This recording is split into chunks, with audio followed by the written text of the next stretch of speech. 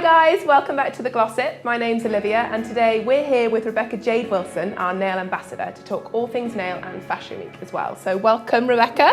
Thank you for joining us. Yeah, and I'm going to grill you as much as I can about all things nail. Like I said, loads of things that have gone on for Fashion Week as well. Just give us a little bit of background first of all about how you got into nails and manicuring. My goodness, so I started doing nails as a bit of a hobby many years ago. I did a couple of courses in my spare time. Yeah.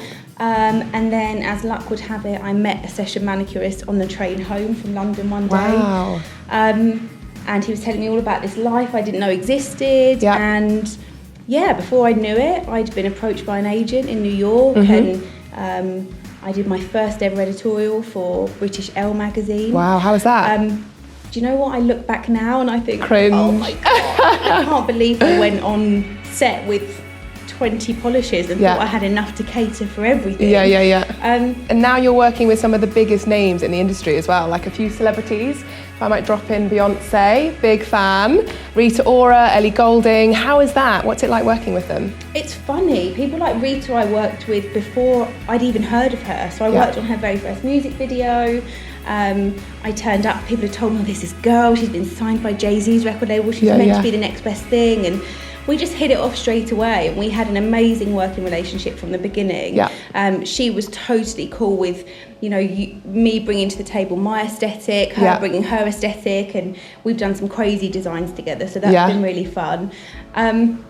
And then some of the more well-known people, like Beyonce, when I was asked to work with her, I think that was the first time I'd felt nervous about working with a celebrity. Yeah, because I was a fan. So for me, I was thinking, oh my goodness, Beyonce, this is a huge name.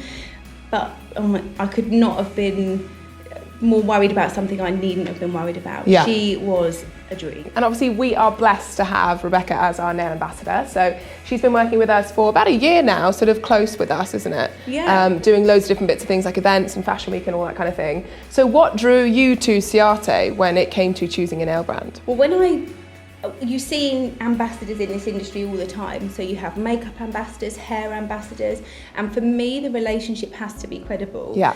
So I met Charlotte right at the very beginning, who owned Ciaté, and I kind of fell in love with her and her story, and just Ciaté as a brand. They're British, they're really credible, they have great products, they sort of span teenagers all the way up to sort of grown-up women, and just their aesthetics cool. And I don't think I could talk about something that I didn't believe in. So for me, I had to have a relationship with a brand that I felt was a credible brand, and there was good sort of synergy between the two of us. So, awesome. And then Fashion Week, obviously, like I said, we've just had it. So we worked on Fulton and also Sophia Webster. So when it comes to coming up with those nail designs, how do you get to that point? Like, how does it go? Is it you get a brief and then you kind of work with different textures? Like, what's the process, I suppose?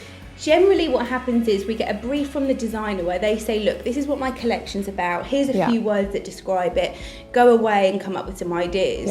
And then it's down to me and my team to put a couple of looks together for them to look at and sort of review prior to Fashion Week. The reality of that is quite different. Then what happens is the hair, makeup, nails and any sort of glam team get together before the show, sort of a couple of days before, and we throw ideas back and forth, and generally we come up with something totally different to what we all had as sort of fragmented ideas before. So that's how it works. And then Sophia.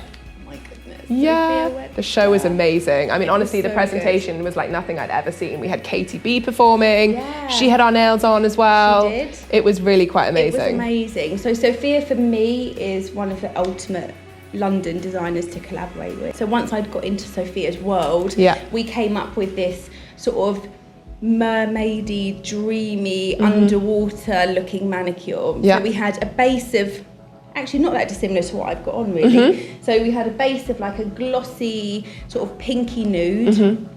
And then at the tip of the nail, we sponged, just using like a, you know, the eyeshadow sponges. Like the triangle kind of ones that you get. Well, you can use those, so just a triangle cosmetic sponge, or you can buy packs of you know, like the eyeshadow applicators. Oh yeah, of course. Yeah, where you get like 20 in a pack and you use them to do your eyeshadows. So we used those, they were super easy. Yeah. And at the tip of the nail, we just sponged and layered a few different colours. So we started with a more dusky pink, and then we built on some pale blue, some lilac. Yeah. Sort of like a... Kind of like the tail of a mermaid. Yeah, exactly. And on top of that, we had this fantastic iridescent pigment just sort of stippled on the ends to pick up the light. And it looked amazing. It did. She was really so did. happy. And actually, when we then went on to the presentation and had a look at the girls, it was almost identical to two of the leathers that she picked for the girls to wear. During Fashion Week, what's the kind of craziest thing that you've seen, or what is your favourite or your worst things about Fashion Week? Because I know it is quite an experience for a lot of people.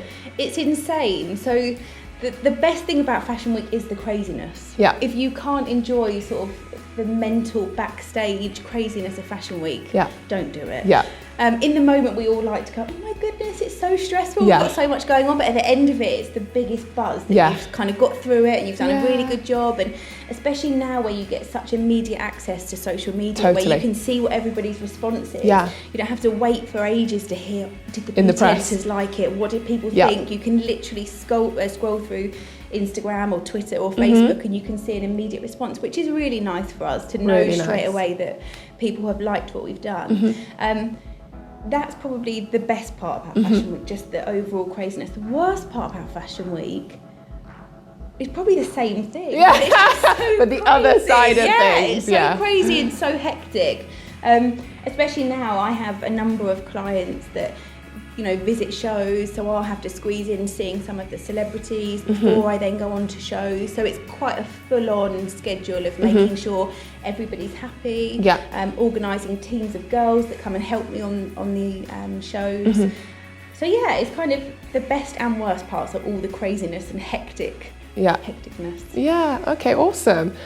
Well, guys, thanks so much for joining us. If you do have any more questions, hashtag us at the Glossip, and Rebecca will answer those if I can, not myself. And we'll see you again soon. Thank you. Thanks, guys. Bye.